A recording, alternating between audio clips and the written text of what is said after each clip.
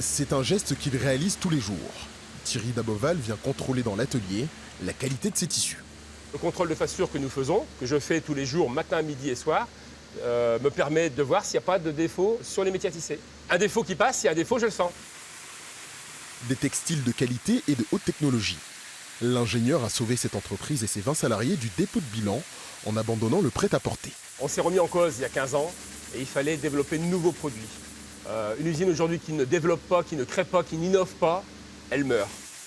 Aujourd'hui, ce sont des tenues de pompiers, de gendarmes ou des toiles de parachute qui sortent de cette usine pour une centaine de clients. Et les produits techniques sont plus intéressants parce que ça ouvre sur beaucoup de domaines.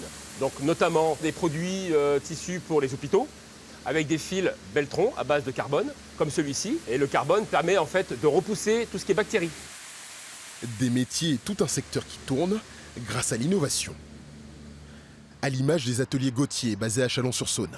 Ici, Michel de Saint-Jean a relancé il y a 13 ans la marque familiale fondée en 1947. Les deux manches, les empiècements. Il a embauché une modéliste pour répondre aux exigences de ses clients dans des grandes marques de luxe.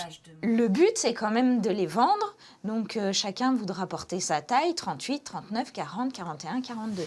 Pour une chemise avec des modifications et de la gradation à faire, je vais passer 7 heures.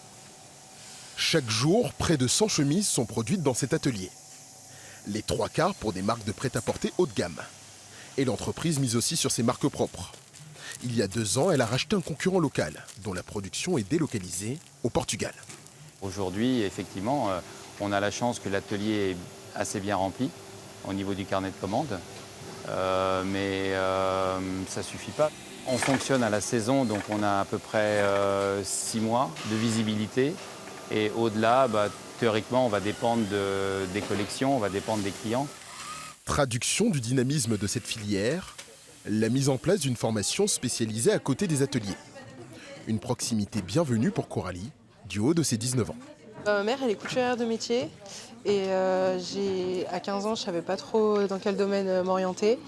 Et du coup, j'ai essayé un stage en couture à Mâcon et du coup, ça a été une évidence. Les entreprises présentes dans la région sont actuellement dans des politiques d'embauche, ce qui permet une employabilité directe à l'issue de la formation pour nos élèves et une employabilité locale. Un dynamisme rassurant pour ces élèves, quelques mois avant leur arrivée sur le marché de l'emploi. Une dizaine d'entreprises du secteur recherchent actuellement du personnel qualifié.